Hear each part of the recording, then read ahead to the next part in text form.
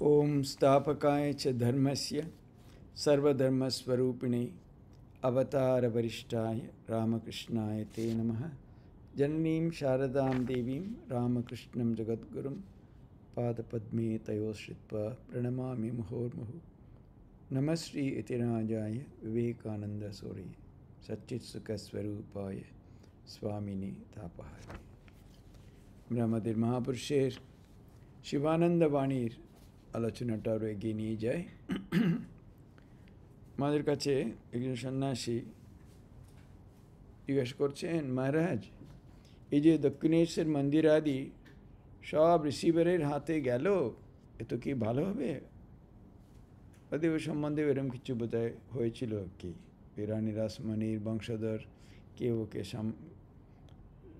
Manage করবে না করবে এসব কথায় ফাইনালি বোধহয় কোর্টের দিয়ে লড়াই টড়াই হয়ে রিসিভারের হাতে দিয়েছে আর কি।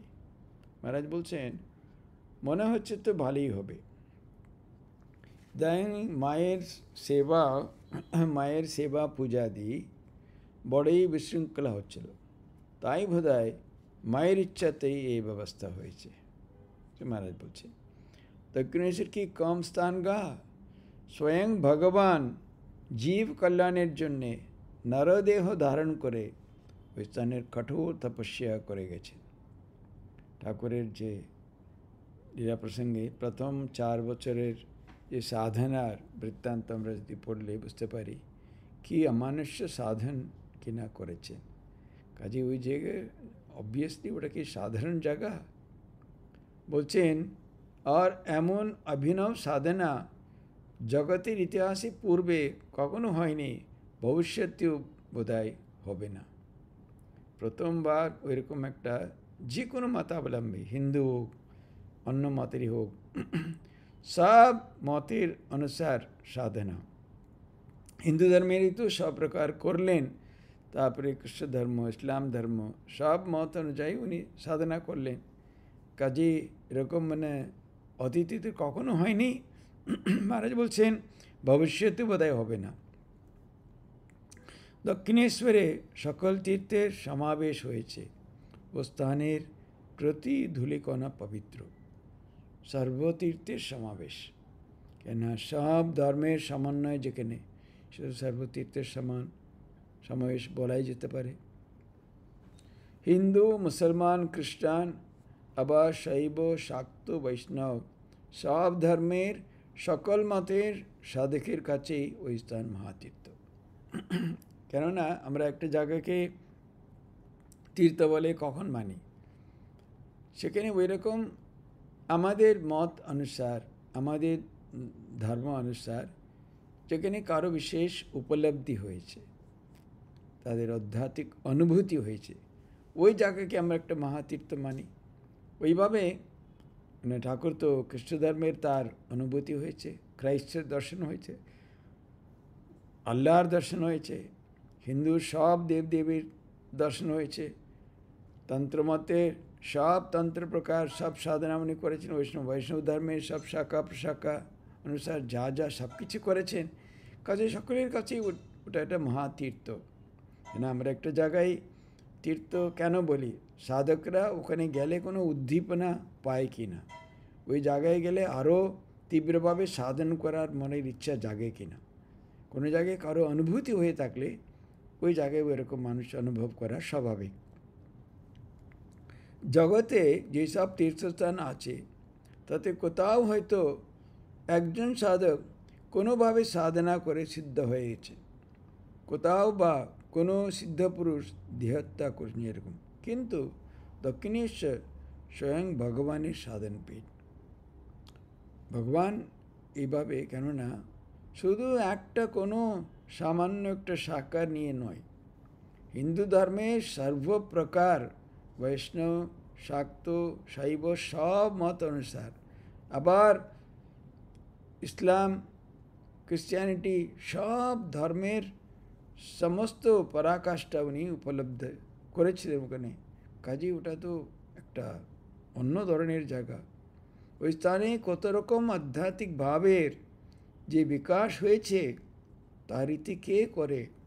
কালে ওই স্থানের মাহাত্ম্য লোকে বুঝবে, তখন ওখানকার ধূলিকণা নিয়ে কাড়াকাড়ি হবে। বুঝলেন না? অ্যাকচুয়ালি এটা তো হবেই।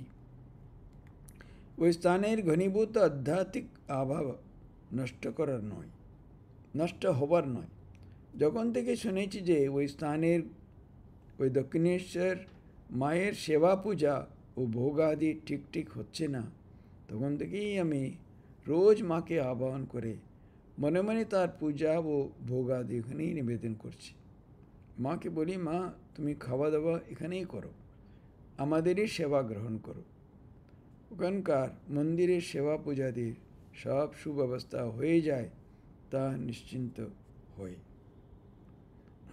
স্বামীজি বলেছিলেন, দক্ষিণেশ্বরের সব জায়গায় হয়তো কালে মঠের অধীনে আসবে। মথুরবাবু তো প্রাণ থেকে ঠাকুরকে সবই দান করেছিলেন, কিন্তু ঠাকুর তখন উহা গ্রহণ করেননি। ওর নামে তো সব কিছু লিখে টিকে দিতে চাইছিলেন, কিন্তু তার হলো না। এখন তার কাজ কত দিকে কতভাবে হচ্ছে, বিশেষ করে ওই স্থানটি রক্ষা করার দরকার হয়ে পড়েছে। মায়ের ইচ্ছা হলে সবই হয়তো মঠের অধীনে আসবে। তখন সন্ন্যাসী বলছেন, কিন্তু মহারাজ এসব টাকা পয়সা নিয়ে নাড়াচাড়া করা বড় মুশকিল ব্যাপার। তাছাড়া আবার জমিদারি আছে, ওই সবের রক্ষণাবেক্ষণ, বৈশ্বিক ব্যাপার এবং ঐশ্বর্যের সঙ্গে জড়িত হওয়ার দরুন ক্রমে আদর্শচ্যুত হয়ে বড় বড় ধর্ম সম্প্রদায়ের পতন হয়ে গেছে। ইতিহাস তার বহু দৃষ্টান্ত পাওয়া যায়। বলছেন মহারাজ বলছেন কালে আসতে পারে। উনি বলছেন আসলে ওখানে তো কত এসব প্রচুর টাকা পয়সা আসে, লোকের একদম কাঁচা পয়সা দিয়ে যায়, সব পয়সা নাড়াচাড়া করা। আবার তাদের অনেক জায়গা জমি লিখে দিয়ে গেছিলেন, রানী রাসমণির সময় থেকেই ব্যবস্থা। কাজে ওইগুলো দেখাশোনা করা, এসব করে ওর মধ্যে জড়িয়ে পড়ে অনেক সম্প্রদায়ের এরকম অধঃপতন হয়েছে। এটা তো ইতিহাসে দেখা যায়। বলছেন তুমি যা বলছো তা একদিক থেকে ঠিকই, তবে আমার মনে হয় কি জানো, যে সব ধর্ম সংঘের পতন হয়েছে তার মূল কারণ ছিল সাধন ভজন ও ত্যাগ তপস্যাদির অভাব। সাধন ভজন ত্যাগ তপস্যা না থাকার ফলেই ওটা হয়েছে। এই জমি জমা ওরা নাড়াচাড়া করেছে বলে তার জন্যে নয়। যে ঠাকুরের এই সঙ্গেও যতদিন ত্যাগ বৈরাগ্য সমুজ্জ্বল থাকবে, সঙ্গের প্রত্যেক অঙ্গ যতদিন ভগবান লাভী জীবনের মুখ্য উদ্দেশ্য জেনে সাধন ভজন ও তপস্যাদিতে রত থাকবে, ততদিন কোনোই ভয় নেই, সব ঠিক চলবে। জেনে আমাদের সকলেরই মনে রাখতে হবে। এর সঙ্গের বড় বড় কোনো বক্তা টক্তা নয়। এখন ঠাকুরের এত 16 জনের মধ্যে স্বামীজি আলাদা ছিলেন।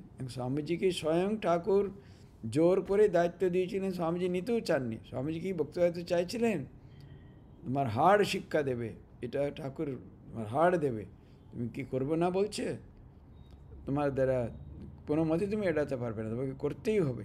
সেটা ঠাকুরের কথা, সেই আলাদা ব্যাপার। কিন্তু আমাদের যখন তার পরবর্তীকালেও এরকম বহু বছর ওইরকম নামি দামি কোনো বক্তা টক্তা ছিল না। পরে রঙ্গনাথনজি হয়েছিলেন, অনেক ঠাকুরের নাম প্রচার করেছেন। কিন্তু আমাদের সঙ্গের সবসময় বেলুড় মঠে এমন সাধুরা থাকতো, তাদের তপস্যার জন্যে তারা প্রসিদ্ধ, তাদের সাধন ভজনের জন্য প্রসিদ্ধ। সেদিনই মহারাজ বলছেন, তপস্যাদি যদি আমাদের থাকে, ত্যাগ তপস্যাদি এবং জীবনের উদ্দেশ্য ভগবান লাভ থাকলে কোনো ভয় নেই। সাধুর ঠিক দৃষ্টিভঙ্গি কেমন হওয়া উচিত তা সম্বন্ধে মহারাজ অতি সুন্দর একটি কথা বলতেন। তিনি বলতেন যে, উনি রাজা মহারাজের কথা বলছেন আর কি, সন্ন্যাসী যখন অট্টালিকায় বাস করবে তখনও ভাববে আমি গাছতলায় রয়েছি, আর যখন চর্বচস্য লেখ পেয়ে খাবে তখনও মনে মনে ভাববে আমি পবিত্র ভিক্ষান্ন খাচ্ছি। কাজে বাইরের দৃষ্টিতে তুমি যা করো না কেন, বড় তুমি একটা ঘরে থাকতে পারো, অট্টালিকায় থাকতে পারো, কিন্তু তোমার তার সাথে হ্যাঁ এটা বিশাল একটা রাজপ্রাসাদ, আমার এই ঘর রয়েছে, ওই ঘর রয়েছে, ওই ঘর রয়েছে, তার তো মানে কোনো মানে হয় না। থাকতে পারে, কিন্তু আমার ওটার সঙ্গে কোনো ব্যাপার নেই। এটা ছোট্ট উদাহরণ বলছি, একেবারে সঠিকের সঙ্গে হয়তো তুলনা হবে না। তবু তখন প্রেসিডেন্ট আব্দুল কালাম উনি প্রেসিডেন্টশিপ ওনার হয়ে গেল, উনি চলে যাবেন, একটু শুধু কাটছি ওনার সঙ্গে দেখা করতে গিয়েছিলাম। বিশাল বড় ঘর, কিন্তু উনি ওই ঘরের একটা কোণে একটা ছোট্ট টেবিল, তার সামনে একটা ছোট্ট চেয়ার, ওখানে বসে যারা আছে ওখানে দেখা করতেন। উনি একটা বিশাল একটা মাঝখানে বেশ বড় সোফায় বসে আছেন, চারদিকে সোফা সাজানো। উনি একটা ছোট্ট কোণে একটা ঘরের, বিশাল বড় ঘর, ধরুন মানে 100 বাই 200 বাই 100 এরকম বিশাল বড় ঘর হবে, সেখানে উনি কোণে একটা ছোট্ট টেবিল চেয়ার, ওই চেয়ারে বসে আছেন, সামনে একটা দুটো ছোটো চেয়ার রাখা আছে, সেখানে যারা আসবে ওখানে বসে দেখা করে চলে যাচ্ছে। কাজেই বড় তুমি রাজপ্রাসাদেও থাকতে পারো, অট্টালিকায় থাকতে পারো, কিন্তু আমার এসব যে ভাব না থাকলে কোনো অসুবিধা, এরকম খাওয়া দাওয়া বিশাল খাওয়া দাওয়া হইতো, কিন্তু আমার হয়তো এই নেই, আমি ভিক্ষার নিয়ে খাচ্ছি, এইভাবে যদি হয় তাহলে তো অসুবিধে নেই। তার মানে এই যে সাধু সর্বাবস্থায় নির্লিপ্ত থেকে অন্তরে তপস্যার ভাব জাগিয়ে রাখবে। ভাব শুদ্ধ থাকলে আর কোনো ভয় নেই, ভাব নিশ্চয় নিয়েই সব। কাজেই আমরা যেটা ভাবি আমাদের জীবন তার উপরে নির্ভর। ওইরকম যদি পবিত্র ভাব নিয়ে চললে যেখানেই তাকে কোনো অসুবিধা নেই। তাই বলছি, তোমরা মনে ওরকম যদি স্থিতপ্রজ্ঞ যদি হও, যেখানেই তোমাকে রাখা হোক না কেন তুমি ওখানে ঠিক থাকবে। তাছাড়া তোমরা যে সব কাজকর্ম করছো সে সবই তো শ্রী ভগবানের কাজ, তোমাদের নিজের জন্য তো আর কেউ কিছু করছো না। এটা তো স্বামীজির যে কর্মযোগে, স্বামীজি বললেন তোমরা সেবা করবে, স্কুল, হাসপাতাল ইত্যাদি প্রতিষ্ঠান সব কিছু, এগুলো কিন্তু আমি করছি আমার জন্যে, আমার নাম যশের জন্যে, আমি এটা করে দেখালাম, আমি এটা করে দিলাম, তা নয়। যদি ভগবানের যদি কাজ হয়, এটা উঠোন ঝাড় দেওয়ারও সেটাও ভগবানের কাজ, ফুল তোলাও, চন্দন ঘষা সেও ভগবানের কাজ, পুজোর আসনে বসে পুজো করা সেও ভগবানের, কিচেনে ওইরকম কিছু ওখানে রান্না টান্না করা সেটাও ভগবানের, ওরকম অফিসে বসা, ব্যাংকে যাওয়া, চেক সই করা, পয়সা দেওয়া, করা সবই ভগবানের কাজ। কাজেই ওইরকম ভাবনা যদি ঠিক থাকে তাহলে অসুবিধে নেই। তোমাদের নিজের জন্য তো আর কেউ কিছু করছো না, কাজ তো তোমাদের সাধনের অঙ্গ, তারই সেবা জ্ঞানে তার কাজ করলে তাতে চিত্তের মলিন্য সব কেটে যাবে নিশ্চয়। কেননা যখনই করছে সবসময় মনে মনে এটা ভগবানের কাজ এভাবে যদি করে তার কোনো কিছু অসুবিধা হওয়ার কথা নয়, সেটা তার সেবারই অঙ্গ হবে। অবশ্য সঙ্গে সঙ্গে ভজন সাধন জোর চালাতে হবে। হ্যাঁ, আমি এরকম মানে কাজের সময় একটু ভালো, তাই না, অন্য সময় বসে মাও বলছেন জপ করার সময় একেবারে সরাসরি জপ আরম্ভ করবে না, আগের দিন আমার মনের অবস্থা কী ছিল, এখন কি হয়েছে সেটা নিয়ে ভাববে উনি বলছেন। ওইভাবে না করলে তো হবে না। সেরকম কাজকর্ম করলেও সাথে সাথে জপ ধ্যানাদি সেটাও মানে জোর চালাতে হবে। সাধন ভজনে মন্দা পড়ে গেলে সবই গোলমাল, অনাসক্ত হয়ে তার কাজ করতে হবে। এটি সর্বদা মনে রেখো যে কেউ যদি আন্তরিক ঠাকুরের কাজ করছে বুদ্ধিতে তার কাজ করে যায়, তার কখনো কোনো অকল্যাণ হবে না, তিনি তাকে সতত রক্ষা করবে। এটা ভগবানের কাজ ভেবে করতে হবে, কিন্তু সাথে সাথে সাধন ভজনের কোনো কম্প্রোমাইজ, কোনো কম করা যাবে না, সেটা করতেই হবে।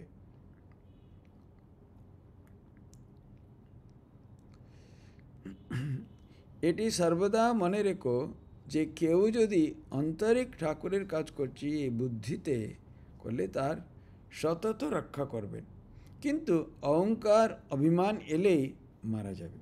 ঠাকুর বলতেন ভাবের ঘরে চুরি যেন না থাকে। এদিকে তো মানে অপরের জন্যে বলা এটা ভগবানের কাজ, ঠাকুরের কাজ, কিন্তু মনে মনে আমি সব করেছি, আমারই এসব করার কৃতিত্ব, তাহলে সেখানে ভাবের ঘরে চুরি। তার কাজ করে তার সেবা করে ধন্য হয়ে যাচ্ছি, এই ভাব আশ্রয় করে থাকলে কোনো ভয় নেই। আর নিজের মনের উপর সতর্ক দৃষ্টি রেখে প্রতি কাজে নিজের মনকে বিশ্লেষণ করা যায়, তাই না? নিজের মনের উপরে সতর্ক দৃষ্টি রেখে আমার মন কোথায় যাচ্ছে, কি করতে চাইছে, কি ভাব নিয়ে সে করছে, সবসময় মনকে বিশ্লেষণ করা যায়। যখনই লক্ষ্য করবে যে মনের গতি এতটুকু বদলেছে, তখনই তার কাছে কাতর প্রার্থনা জানাবে আর ভজন সাধনে আরও জোর দেবে। কাজ তো দিবারাত্রি সর্বক্ষণ করবে না, আর কাজের সঙ্গে সঙ্গে ঠিক চালাতে হবে তার স্মরণ মানে। আমরা একটু করলে তখন বেশি ঘুমিয়ে নিই, রেস্ট করে, এ করে সে করে। তা আগের দিনে ওদের ছিল সারাক্ষণ সারাদিন খুব ফিজিক্যালি পরিশ্রম করতে হতো, শারীরিক পরিশ্রম, হাড় ভাঙা পরিশ্রম। কেননা একেবারে লোকজন খুবই কম ছিল। এখন কোথায় কোথায় আমরা সার্ভেন্টস একেবারে কর্মচারী নিয়োগ করি, আগে তো এরকম ব্যবস্থাও ছিল না, পয়সাও ছিল না। বেশিরভাগই কাজ সাউথে নিজেদের করতে হতো, 3-4 কিলোমিটার দূর থেকে খাবার জল আনা এসব। কিন্তু ওরা তা বলে রাতে খুব জপ ধ্যান করতো, ছাড়তো না। দিনে কাজ বলে রাত্রি ঘুমিয়ে পড়ানো হয়, রাত্রিবেলা খুব জপ ধ্যান করতো। সন্ন্যাসী জীবন্ত আদর্শ সামনে দেখতে না পেলে সব সময় জীবনের গতি আদর্শের দিকে নিয়ন্ত্রিত করা বড় মুশকিল। এই আপনারা যতদিন আছেন ততদিন সবই ঠিক চলবে, তারপর যে কী হবে তা ঠাকুরই জানে। সন্ন্যাসী বলছেন চোখের সামনে এরকম কেউ আদর্শকে দেখতে পেলে নিশ্চয় ওইটাই হতো আর কি। এরকম ঠাকুরের সন্তানরা জীবিত ছিলেন তখন, ওদের দেখে সবাই একেবারে এত উজ্জীবিত হয়ে যেত, উদ্দীপ্ত হয়ে যেত, তারাও খুব সাধন ভজন করার ওদের খুব ইচ্ছা হতো। ওই জন্যই বলছেন আপনারা যতদিন আছেন ঠিক আছে, তারপরে কী হবে ঠাকুরই জানেন। মহাপুরুষজি তা কেন? এইটি ঠিক জানবে যে ঠাকুরই হলেন জীবন্ত আদর্শ। দেখুন, আর আমরাও তো আছি। দেহের নাশের সঙ্গে তো আর সব শেষ হয়ে যায় না। খুব সুন্দর মহারাজ বলছেন, ঠাকুর তো অ্যাকচুয়ালি তোমাদের জীবন্ত আদর্শ, যিনি আমাদের ইষ্ট গুরু সব ঠাকুর। আর আমরাও তো আছি। উনি বলছেন দেহ নাশ হলে সঙ্গে সঙ্গে সব কাজ সব শেষ হয়ে যাবে, তা তো নয়। সাধন ভজনের দ্বারা মন সংস্কৃত হলে তখন সেই মনে ভগবানের দিব্য অনুভূতি হয়। কীভাবে আধ্যাত্মিক অনুভূতি হয়? সাধন ভজন দ্বারা মন সংস্কৃত হলে, পরিশুদ্ধ হলে, ওই ধরনের অনুভূতির জন্য প্রস্তুত হলে সেই মনে অনুভব সম্ভব। সেই অনুভূতি হলো আসল অনুভূতি এবং তার প্রভাব সমগ্র জীবনব্যাপী থাকে। ওইভাবে অনুভূতি হলে সেটা একবারে ক্ষণিককালের জন্যে নয়, একবার হয়ে গেলে সেটা সারা জীবন তার প্রভাব থাকবে। তাছাড়া তোমরাও কি কম? চোখের সামনে ঠাকুরের সন্তানদের আদর্শ জীবন দেখতে পেলে, তাদের সঙ্গ লাভ করলে, এও তো বহু সুকৃতির ফলে হয়। যে তোমরা কি কম? তোমরাও তো এরকম এই জায়গায় এসেছ এবং ঠাকুরের সন্তানদের সঙ্গ করেছ, তাদের আদর্শ জীবন দেখেছ। এটা কি কম? অনেক জন্মের সুকৃতির ফলে এটা হয়। তোমাদের কোনো ভাবনা নেই। যারা প্রাণে টিকটিক ত্যাগ বৈরাগ্য রয়েছে তাদের কোনো কালই ভয় নেই। কাজেই এরকম কালে গতিতে তারা তো যাবেই যাবে, পরবর্তী যে প্রজন্মে তারাও যাবে।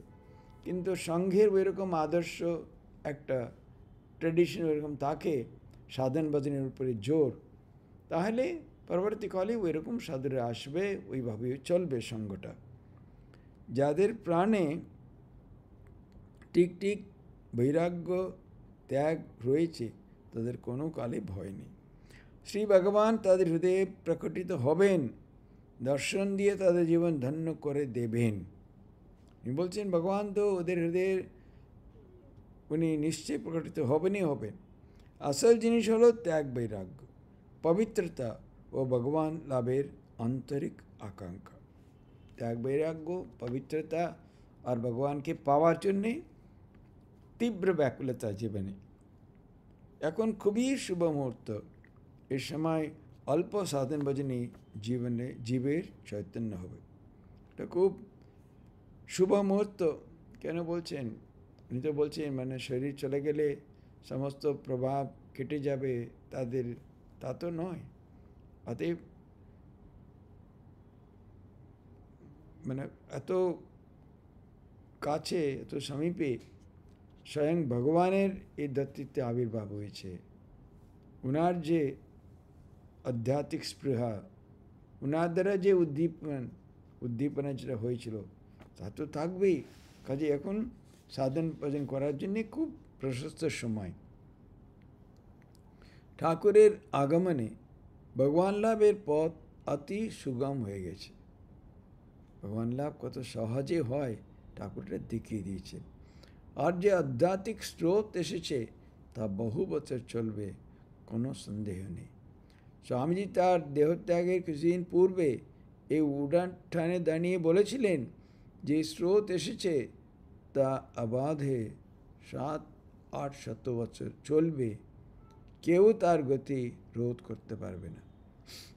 বিরমাটে ওখানে তো এটা বোধহয় অন্য সময় বলেছিলেন, কিন্তু যখন পুরোনো মন্দির যেটা বলি আমরা, সেটা প্রতিষ্ঠার সময় ঠাকুর তো নিজের কাঁধে করে নিয়ে যখন ভিত্তি স্থাপনের জন্য ওই জায়গা উনি রেখে পূজা করলেন, স্বামী তো বললেন আজ এই জায়গা থেকে যে আধ্যাত্মিক স্রোত যে উৎস হলো সে 1500 বছর থাকবে এবং জগৎকে প্লাবিত করবে উনি বলেছিলেন।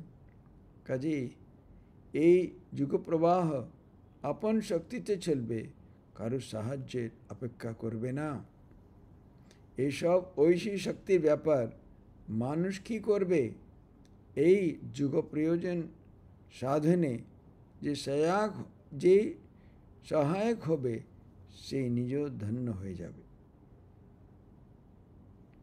এই যুগ প্রয়োগের যে সাধনে তাকে মানে এরকম ভগবান লাভ করার, ত্যাগ তপস্যার জীবন, পবিত্র জীবন, এসবের যে সহায়ক হবে সে নিজে ধন্য হয়ে যাবে। ঠাকুর যে আধ্যাত্মিক শক্তি নিয়ে জগতে এসেছিলেন এবং যে শক্তিকে তিনি উদ্বুদ্ধ করে গেলেন, এই ঐশী শক্তিকে অব্যাহত রাখার জন্য তো ঠাকুরের ইঙ্গিতে স্বামীজি এ ধর্মসংঘের গঠন করে গেলেন এবং এই মঠকে প্রধান কেন্দ্র করে ওই কাজের সূচনা করেছে। বললেন ঠাকুর তো এত বিশাল একটা মহান শক্তিকে নিয়ে জগতে এসেছিলেন এবং মহাপুরুষ একটা জায়গায় বলছেন ব্রহ্মকুণ্ডলিনীকে জাগ্রত করতে। সারা জগতের সকলেরই মধ্যে যে রয়েছে কুণ্ডলিনী, সে সামগ্রিকভাবে তাকে জাগ্রত করার জন্য ঠাকুর এসেছিলেন। ব্যক্তিগত কুণ্ডলিনী তো আমরা শুনেছি, সারা জগতের সব সাধকের ওইভাবে সামগ্রিক রূপে একটা কুণ্ডলিনী কল্পনা করা যায়, ব্রহ্মকুণ্ডলিনী, সেটা জাগ্রত করে এসেছিলেন। এবং তার নির্দেশ অনুযায়ী স্বামীজি ওই শক্তিকে ওইভাবে ধরে রাখার জন্যে সংঘের গঠন করলেন এবং মঠকে, বেলুড় মঠকে প্রধান কেন্দ্র করে কাজের সূচনা করেছেন। এই মঠই হলো আধ্যাত্মিক শক্তির পাওয়ার হাউস, উৎপত্তি কেন্দ্র। এখান থেকে আধ্যাত্মিক শক্তির স্রোত বয়ে গিয়ে সমগ্র জগৎকে প্লাবিত করবে। ওখান থেকে যেটা উৎপন্ন হবে সেটা সারা জগৎকে প্লাবিত করবে। তাই তো তিনি নিজে মাথায় করে ঠাকুরকে এখানে বসিয়েছিলেন। ঠাকুর স্বামীজিকে বলেছিলেন তুই মাথায় করে নিয়ে আমায় যেখানে রাখবি, বসাবি, আমি সেখানেই থাকবো। হয়তো মহারাজ বলছেন তো ঠিক বোধহয় রাখবে, তুমি কাঁধে করে আমাকে যেখানে নিয়ে যাবে, রাখবে, আমি থাকবো। তাই ঠাকুর স্বামীজি ওই দিন করেছিলেন, নিজেই আত্মারামের যে বড় যে কলসিকে নিয়ে গেলেন, নিয়ে গিয়ে বসিয়ে পুজো টুজো সব কিছু উনি করলেন। যেই দিন এই মঠ প্রতিষ্ঠা হলো সেদিন স্বামীজি আত্মারামকে নিজে মাথায় করে নিয়ে এলেন এবং এই মঠে স্থাপনা করলেন। পূজা, হোম, ভোগ রাগ খুব হয়েছিল। আমি ঠাকুরের ভোগের পায়েস রান্না করেছিলাম। ঠাকুরকে এই মঠে বসিয়ে স্বামীজি বললেন আজ আমার মাথা থেকে জীবনের সবচাইতে বড় দায়িত্ব নেমে গেল, এখন আমার শরীর গেলেও কোনো ক্ষতি নেই। কেননা স্বামীজি চাইছেন এটা কোনো জায়গায় প্রতিষ্ঠা করে তাকে মানে যুগ যুগ ধরে ঠাকুরের যে বাণী তার নির্দেশ অনুযায়ী মানুষ সাধন করে জীবনের চরম উপলব্ধি প্রাপ্ত করবে, সেজন্যে উনি খুবই ভেবেছেন কী করে তাকে কোথায় বসাবো, কীভাবে করবো। ওই সময় তো কিছু টাকা পয়সা কিছু ছিল না এরকম, কিন্তু ধীরে ধীরে ধীরে স্বামীজির ইচ্ছায় আরম্ভ হলো। তারপর থেকে এখানে সব ভজন সাধন আত্মারামকে কেন্দ্র করে, মানে সব কিছু মঠকে কেন্দ্র করে, ঠাকুরকে কেন্দ্র করে। আমি শুনেছি কিছু হলে অন্তত মহাপুরুষ মহারাজ যতদিন প্রেসিডেন্ট ছিলেন উনি একদম সঙ্গে সঙ্গে ঠাকুরে চলে যেতেন।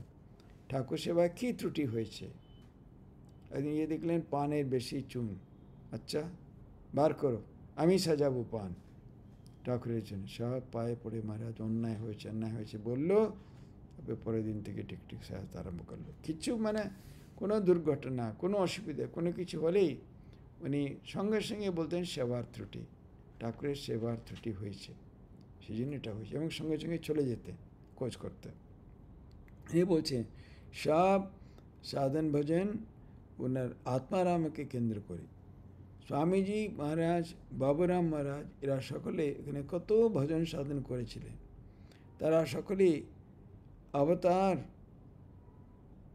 কল্প মহাপুরুষ, অবতার কল্প মহাপুরুষ ভগবানের পার্ষদ। অবতারের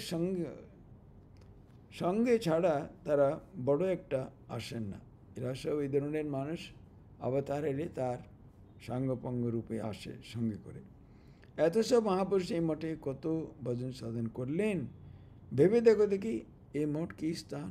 চিন্তা করুন, বেলুড় মঠে এরকম সবাই ঠাকুর, মা, স্বামীজি, ডাইরেক্ট ডিসাইপলস, রাজা মহারাজ, মহাপুরুষ মহারাজ, বাবুরাম মহারাজ সবাই এত সাধন করেছেন। এটা কি সামান্য সাধারণ জায়গা? ভেবে দেখি এই মঠ কী স্থান। স্বয়ং মা জগজ্জননী কিনে এসেছিলেন।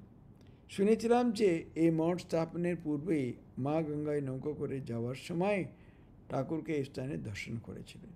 এটা তো এমনি নয়, এটা তো মঠ স্থাপনা করার সময়, তারপরে তো উনি এলেনই, তার আগে উনি ওই সাইডে গঙ্গায় নৌকো করে যাওয়ার সময় ঠিক এই জায়গায় তার ঠাকুরের দর্শন হয়েছিল।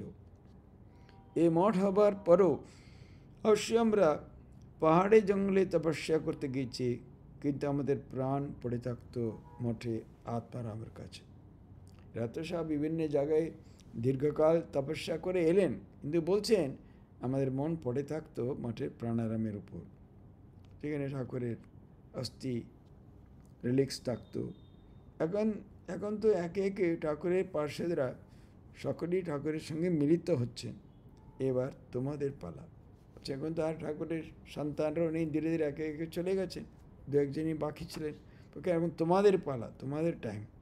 ত্যাগ, তপস্যা ও ভজন সাধন দ্বারা এই মঠের আধ্যাত্মিক প্রভাব অক্ষুণ্ণ রাখতে হবে।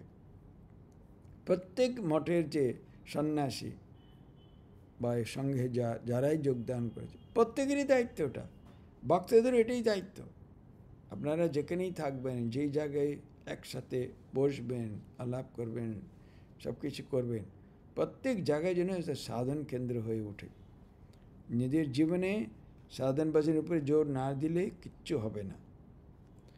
তাহলে এই সঙ্ঘের শক্তি তো সকলকে নিয়ে, গুটি কয়েক শুধু সন্ন্যাসী নয়, আমার সঙ্গের সঙ্গে এখন সাথে তো কোটি কোটি মানুষ যুক্ত। সকলেই যদি সাধনশীল হয় তাহলে দেখবেন আমাদের শাখা কেন্দ্রগুলো কীভাবে একদম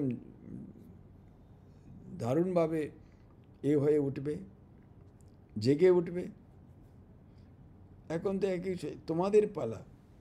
এখন আদর্শ জীবন তৈরি করতে হবে, যাতে লোকে তোমাদের সঙ্গ করে মনে করবে যে সাক্ষাৎ ঠাকুরের ও তার পার্শ্বদের সঙ্গ করছে।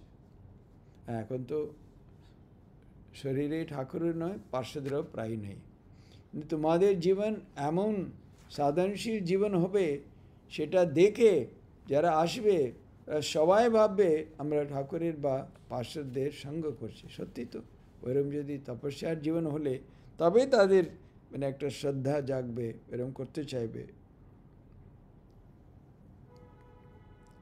ঠাকুরের ভাব বলতে এক কথায় বোঝায় ভগবান লাভই জীবনের উদ্দেশ্য। ঠাকুরের ভাবটা কি, সবসময় আপনি কথামৃতের পাতার পর পাতা দেখবেন জীবনের উদ্দেশ্য ভগবান লাভ, জীবনের উদ্দেশ্য ভগবান লাভ। তার ত্যাগ, তপস্যা ও সর্বধর্ম সমন্বয় প্রকৃত জীবন। জনৈক সন্ন্যাসী দক্ষিণ ভারতে এক শাখা কেন্দ্রে ঠাকুরের ভাব প্রচারের জন্য যাইতেছেন।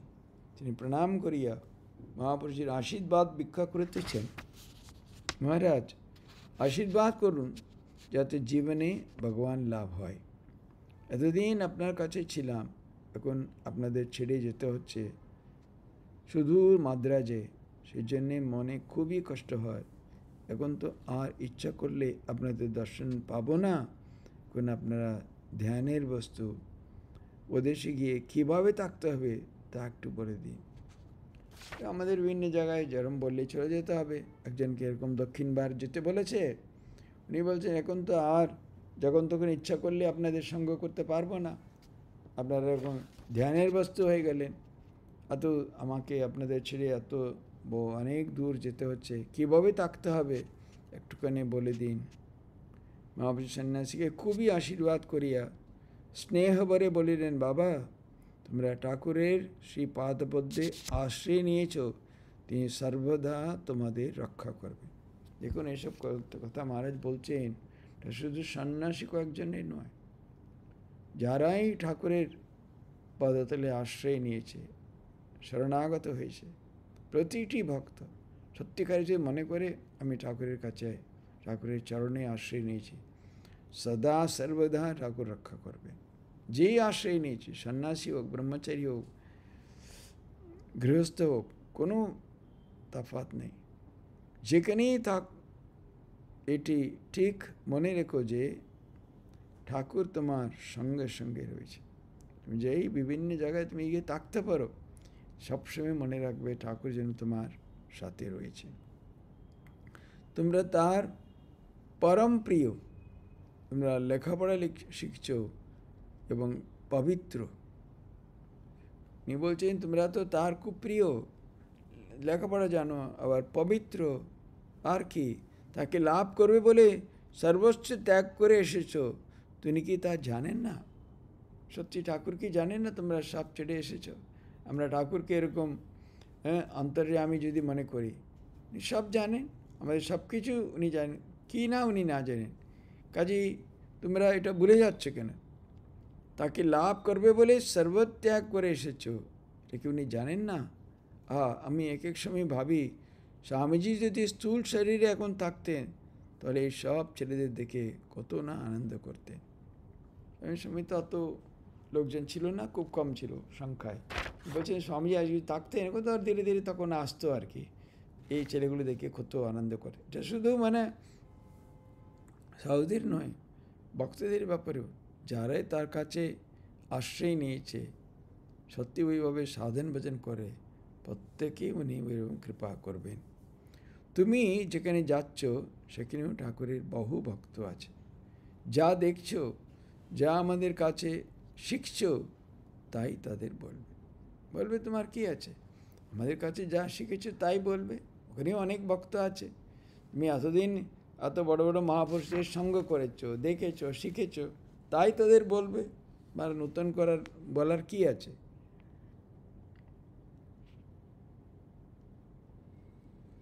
আসল কথা হলো, ত্যাগ তপস্যা পূর্ণ আদর্শ সন্ন্যাসীর জীবন যাপন করতে হবে। মানে একেবারে ঘুরে ফিরে মহারাজ একই কথা বলে যাচ্ছেন, ত্যাগ তপস্যা বিনা কিচ্ছু হবে না। জীবনের আদর্শ ওই সন্ন্যাসীর, তাহলেই সব ঠিক হবে। ঠাকুরের জীবন ত্যাগের জ্বলন্ত মূর্তি। মানে মার কাছে করেছে কেউ, মা উনি তো ধর্ম সমন্বয় করেছিলেন, উনি বললেন বাবা ওইসব তো উনি মতলব করে করেননি, সত্যের সন্ধানে ওনার সব কিছু করা হয়ে গেল, কিন্তু তার আসল ভূষণ হলো ত্যাগ। সেটা মা বলেছে, মার জীবনে দেখুন আমরা ত্যাগ তার জীবনে।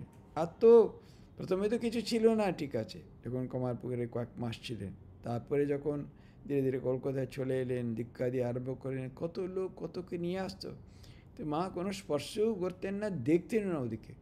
খুবই সাধারণ, অতি সাধারণ একটা ওইরকম সুতি যে কাপড়, একটাই কাপড়, জুতোও নেই, কিছু নেই, সকলেই বাড়িতে সবাই খেয়েছে, তারপরে শেষে সামান্য গ্রহণ করতে। এভাবে তো না তার জীবন গেল। কাজে ঠাকুর যত না তপস্যা করছেন, মার জীবন আরও তপস্যাপূর্ণ জীবন বলা যেতে পারে। ঠাকুর কিন্তু মাঝে মাঝে কিছু ভালো খাওয়া দাওয়া সব ওখানেও হয়ে যেত, কেউ নিয়ে আসতো, জিলেবি খেতেন বা অন্য কিছু। মা কোনো কিছু জিনিস সম্বন্ধে কোনো খাবার কখনোই কিছু বলেন এটা আমার খেতে ভালো লাগে বা এটা আমি খাবো, সকলকে দিয়ে যা বাঁচত শেষে সামান্য গ্রহণ করতেন। কাজেই আর এ হচ্ছে আমাদের সংঘের আদর্শ।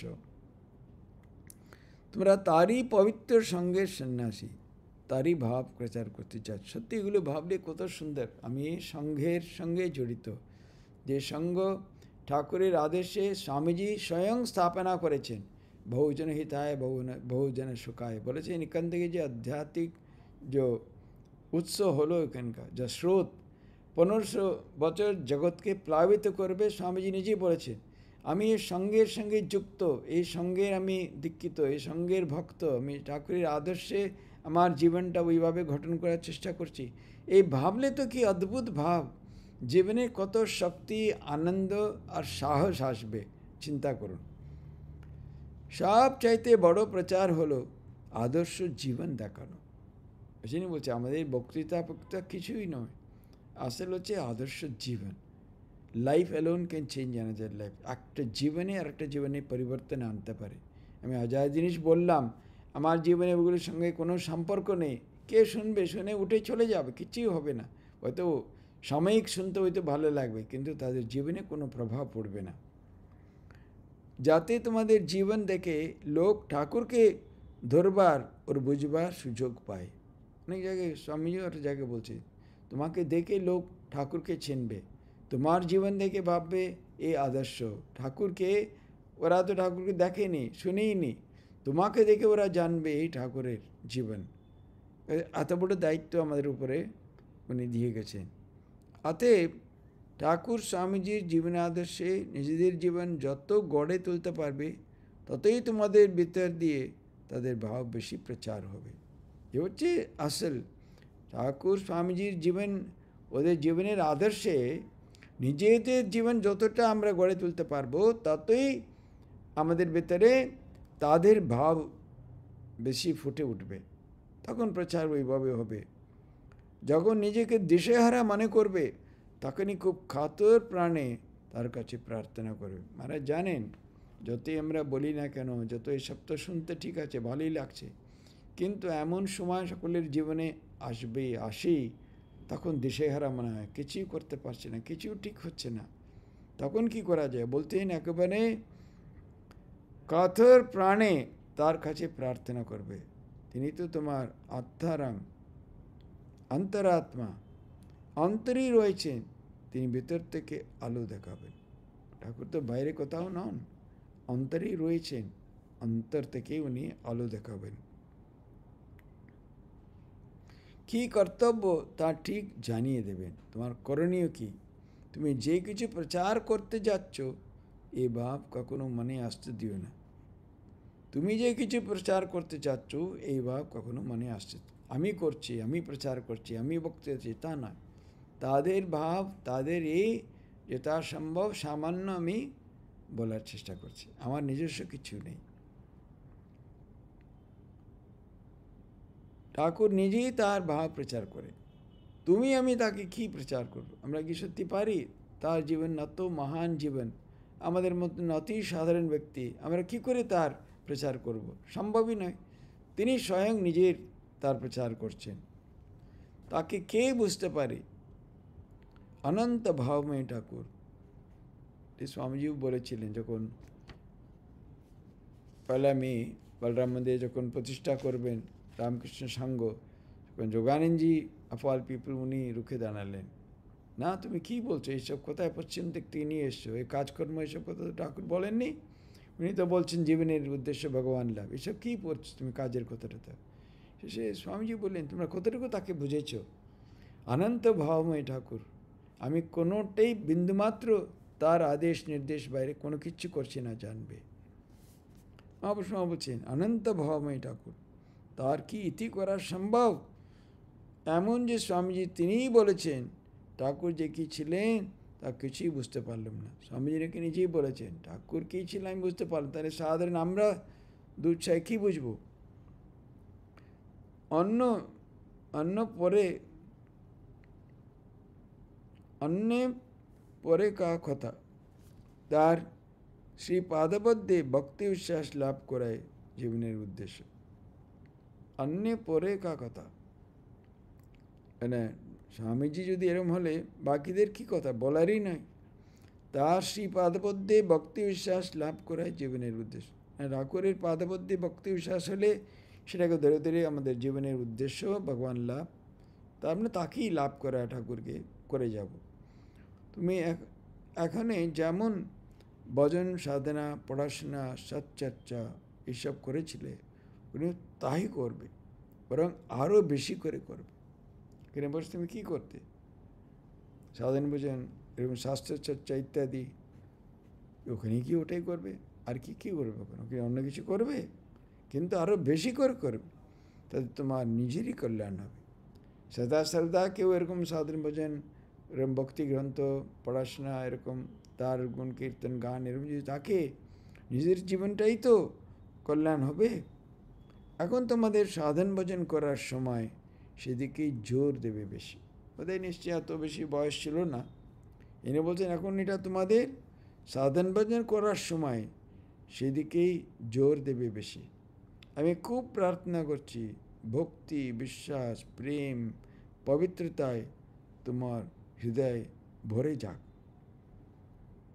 শেষে উনি ও যেটা চাইছিল খুব মানে প্রাণ ভরে তাকে আশীর্বাদ করলেন, দেখো মানে তোমাকে আমি খুব প্রার্থনা করছি ভক্তি বিশ্বাস প্রেম পবিত্রতায় তোমার হৃদয় ভরে যাক, মানব জীবন ধন্য হোক। তুমি মনুষ্য জীবন নিয়ে এসছো, শঙ্করাচার্য বলছেন না, দুর্লভম ত্রয়মে বৈতদেবানুগ্রহেতুকম মনুষ্যত্বম মুমুক্ষুত্বম মহাপুরুষ সংশয়। তিনটি জিনিস দুর্লভ, মনুষ্য জন্ম, তার মহাপুরুষের সঙ্গ আর মুক্তির ইচ্ছা মুমুক্ষুত্ব। কাজেই তোমার জীবন ধন্য হোক মানে তুমি ভক্তি বিশ্বাস হিসেবে যদি ভরে যায়, তোমার জীবনে সাধন ভজন করার ভগবান লাভ করার ইচ্ছা খুব জেগে ওঠে, তাহলে তোমার জীবন ধন্য হয়ে যাবে। এই আমি তোমাকে আশীর্বাদ করছি, কথা মা বললেন। হাতে মানে এটাতে সারাক্ষণ উনি ওই ত্যাগ তপস্যায় বলে গেলেন। আমাদের ওই জন্য মঠমিশনের আদর্শ রাজা মহারাজ কোথায় বক্তৃতা দিলেন, মহাপুরুষ মহারাজ কোনো মানে ওটা কোনো দিন নয়, কিন্তু এত সহজ সরল সাধনশীল জীবন সবসময়। ওই বয়সেও কতক্ষণ সকালবেলা জপ ধ্যান করে তারপরে আসতেন, মানে বয়স হয়ে গেছে, অসুস্থ প্রেসিডেন্ট সংঘাধ্যক্ষ, তবু কিন্তু উনি সাধন ভজনের কোনো করতেন না, কম্প্রোমাইজ করতেন না, করে আসতেন। তারা সময় এরকম ছিল। লাটু মহারাজ এত কোথায় পড়ে থাকতেন, কোনো দিনে কোথাও একটু চোলাটা একটু জলে ভিজিয়ে গঙ্গার জলে ওখানে বেঁধে রাখতেন, পরে এরম ঘন্টার পর ঘন্টা জব ধ্যান করে তারপরে সে কিছু ওটা একটু খেয়ে নিলেন, বাস, আর কিছু নেই। তো মঠ মিশন হয়ে গেছিলো, উনি থাকতে পারতেন, একটা ঘর দিত, সেবা হতো, সব কিছু হতো না। কেন ওরা সব এই জন্য মঠ মিশনেরই এটা বারবার আমাদের মনে রাখতে হবে। এই মঠ মিশনের বিশেষতা হলো আমাদের সাধু সন্ন্যাসী বা ভক্তদের সাধন ভজন হচ্ছে আমাদের জীবনের মূল স্তম্ভ, সে আমাদের ফাউন্ডেশন অস্তিবার, তার উপরেই সব কিছু। বক্তৃতা দেওয়া এই করা গান করা এগুলো ঠিক আছে, একটু হতেই পারে, কিন্তু মূল উদ্দেশ্য হচ্ছে ওই জন্যে আমাদের দেখুন, যেহেতু সাধন ভজনের উপরে নির্ভর, বড় সংখ্যায় আমরা এরকম পাবো না, এরকম লোক এখানে দরকারও নেই। এখানে হাজার হাজার লোক আসে, সকলকেও এরকম কথা বলা যায়, ওরা কি বুঝবে না। সংখ্যায় কম হতে পারে, কিন্তু আমাদের গভীরতায় অন্যরকম। কেন সব এখানে যারাই সত্যিকারই এই মঠমের সঙ্গে যুক্ত থাকবে, তাদের সকলেরই জীবনের মেইন এই উদ্দেশ্য হওয়া উচিত। জীবনের উদ্দেশ্য ভগবান লাভ করা, জীবন সাধন ভজনময় হোক। সাধন ভজন হচ্ছে আমার জীবনের স্তম্ভ, সেই অনুসারে আমি জীবন যাপন করব। তাহলে উনি বলছেন সেরকম করলে দেখবে মানব জীবন ধন্য হোক। এটা খুব সুন্দর। আবার পরবর্তী মাসে আবার আরেকটা চ্যাপ্টার নেব। ওম শান্তি শান্তি শান্তি। হরি ওম তৎসৎ। শ্রীরামকৃষ্ণার্পণমস্তু।